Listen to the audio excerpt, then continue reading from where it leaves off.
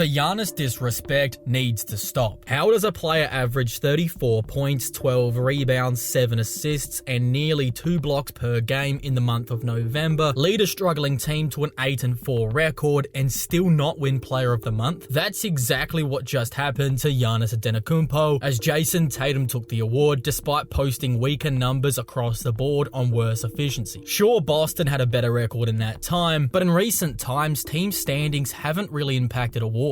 Just look at Nikola Jokic winning the MVP from the 6th seed only 2 years ago. And if you've been listening to the national media, you'd think the Bucks are too old, too slow, their defense is terrible, and Dame and Giannis can't coexist. But here's the truth, none of that holds up. Milwaukee have turned their defense around, climbing to 7th in defensive rating over the last 10 games, which directly resulted in a 9-1 streak. Players like rookie Andre Jackson Jr., who thrives on making winning plays, are quiet but crucial impacts. As for Dame and Giannis pairing, it's working better than people might have thought, with Giannis creating much offense from the nail, while also using his gravity to make plays for his teammates. So let's break all this down. At the moment, the Bucks offense is firing on all cylinders, built on a foundation of smart playmaking and lethal execution. When Giannis drives, defenses are forced to collapse, leaving sharpshooters like Gary Trent Jr. or Taurean Prince wide open in the corners. But the other offensive option is Damian Lillard in pick and rolls. In the Dame Brook pick and roll, because Lopez is a three-point shooter, teams either have to keep somebody on Lopez, giving Dame more room, or they leave him open entirely, giving Brook Lopez an open three. And the other pick and roll, the one everybody was hyping up, is the Dame Giannis pick and roll, which pairs one of the greatest shooters ever with one of the greatest rollers ever, which should have been the most dynamic pick and roll in the NBA. And even though it has been pretty effective this season, there's still work to be done, and they're getting better. Off this Dame Giannis pick and roll, if Lillard is given any room, he'll bury it from deep, focus too much on him, and Giannis will steamroll to the rim. Add in help defense, and there's suddenly a wide open teammate on the weak side. And now that shooter could very well be Chris Middleton, who brings his elite scoring touch into the mix. Speaking of Middleton, he just played his first game back against the Celtics, where even though Milwaukee lost that game, Middleton in particular looked great, as he came in and made a 4-point play to kick off his season. I will say that down the stretch of this game, the Bucks offense looked very clunky as they finished the game 1 of 11 from the floor, but you have to remember, this is the first time they've all played together this season, so it's supposed to look rusty, and overall, I believe this was only their 10th game the Big Three have ever played together, so it might take a couple of weeks for them to figure it out. But back to their recent hot streak, in that time, the Bucks offense was elite, averaging a scorching 117.5 points per game, good enough to rank 8th in the NBA. They're right alongside offensive juggernauts like the Knicks, Nuggets, and Mavericks, proving just how dangerous this team has become. With their chemistry improving and key players returning, the Bucks are shaping up to be a team that nobody's going to want to guard. Milwaukee's offense, despite its abilities to get everybody open, is still a heliocentric system around Giannis. Depending on how the defenses approach him, Giannis counters with precision. If offenses rely on strong bigs to guard him one-on-one, Giannis shifts into an aggressive scoring mode. No single defender can actually stop him, so he's just going to relentlessly attack downhill to draw fouls, get to the line, and put the opposition in foul trouble. When teams swarm him with smaller defenders, Giannis switches gears and becomes a playmaker, dissecting the defense with pinpoint passes to exploit gaps and set up open teammates. But the real evolution in Giannis's game this season has addressed a glaring weakness that defenses used to exploit: his three-point shot. In previous seasons, teams sagged off of Giannis, daring him to take threes. During his prime years, he even leaned into this, attempting as many as 4.7 threes per game back in the 2019-20 season, but it came on limited success, shooting just 30% on that season and 28% for his career. This was a proven tactic that did slow him down in the past, but this season, Giannis has made a critical adjustment, stepping into the mid-range. By focusing on a more makeable shot, he's neutralized the sagging defense strategy. His off-season work with Greek national team head coach Vasilis Spanoulis and Bucks assistant Vin Baker have paid off tremendously. Giannis is now the second best mid-range shooter in the NBA, trailing only DeMar DeRozan, hitting an impressive 48% of his attempts. This development not only expands Giannis' scoring arsenal, but it also makes the Bucks offense harder to guard and potentially extends the career of Giannis Antetokounmpo. Here's the jumper in action, as in an overtime game against the Pistons, the defense sags off and he makes them pay. On this play, Lopez sets a ball screen for Giannis to get the switch on Vucevic, and he's then able to take advantage of the space as he hits another midi. Here's Şengün plays him well, control, not biting on the fake, and contesting the shot well. But Giannis still makes it. In both games against the Hornets, Giannis took advantage of the defense sagging off. Here making the first one in space, then with Williams way off of him on the entry pass from Bobby Portis, Giannis just shoots it, making another. Just look at how far Grant Williams was playing away from Giannis, as he dares him to take another shot, and Giannis is more than happy to do so. When he's given daylight like this, Giannis is now taking and making his mid-range jumpers. His improved shooting ability has a lot to do with his rhythm, as he takes shots within the flow of a game. This one was tough,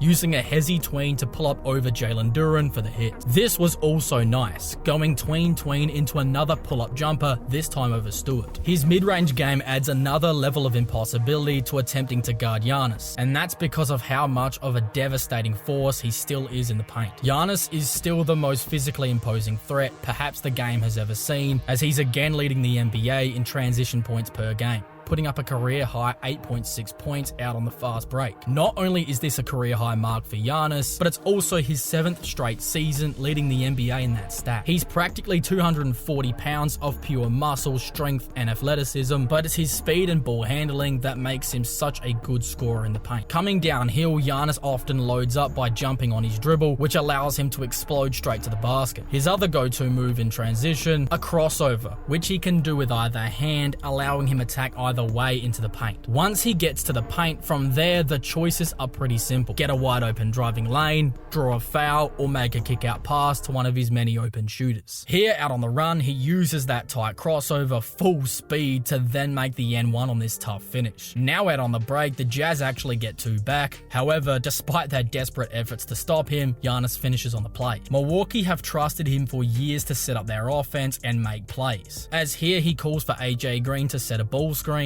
and he creates himself an open dunk. Usually big men have to have plays called for them, however Giannis is a different breed, now faking the handoff with Dame to get right to the basket, connecting on the foul and one. Here he does it again, this time calling for an Ajax screen, as he gets a driving lane to the basket, finishing with an incredible dunk. But not only can he set up the easy ones for himself, but he can also finish on the hard ones, as look how he gets this one to go. Giannis rarely gets credited on how incredibly tough every shot he makes truly are, but the reality is he's probably the best finisher in the NBA today. It's common to see bigs shoot very effectively from the floor, and that's because they get a lot of open paint looks out of pick and rolls and alley-oop plays. However, it's incredibly abnormal to have a big who can create his own offense off the dribble, is a transition threat, and finishes through contact basically every time. On close to every one of his drives, you could call a foul, as defenses are practically hanging off of him just to stay with him, as he's just such an unstoppable force in the paint. On the season, Giannis is shooting an effective field goal percentage of 62%, and when you consider the difficulty of basically every shot he's taking, it's just one of those things that continues to go under the radar, despite it being one of the most impressive feats in basketball today. Whether he's attacking the rim, making the right pass, or hitting mid-range jumpers, Giannis has taken another leap in his game, and you won't hear the national media talk about this one bit. At the time of recording this video, the latest MVP ladder just dropped, and Giannis is finally getting some well-deserved respect, moving up to second place just behind Nikola Jokic after being in the 4th spot last week. But even then, SGA and Jayson Tatum were still ranked ahead of him. Now, I'm not trying to downplay SGA or Tatum, they're fantastic players, but neither is putting up 34 a game while anchoring one of the league's best defenses like Giannis. His ability to dominate on both ends makes him arguably the best two-way player in the NBA right now, and if he's going to win his 3rd MVP, it'll likely be driven by a compelling narrative, perhaps highlighting his improvements in jump shooting or showcase his elite defensive impact. While players like Tatum, SGA, and even Nikola Jokic are solid defenders, none of them bring the defensive player of the year level intensity that Giannis does. In my mind, it's his unmatched defensive dominance that would be his ticket to a 3rd MVP. Since the Bucks started winning games, they've been out of the news cycle, which is very convenient for the narrative they have against Giannis and the Bucks. But do you think he could turn it around if he continues to play at this level? Let me know your thoughts on this in the comments section below.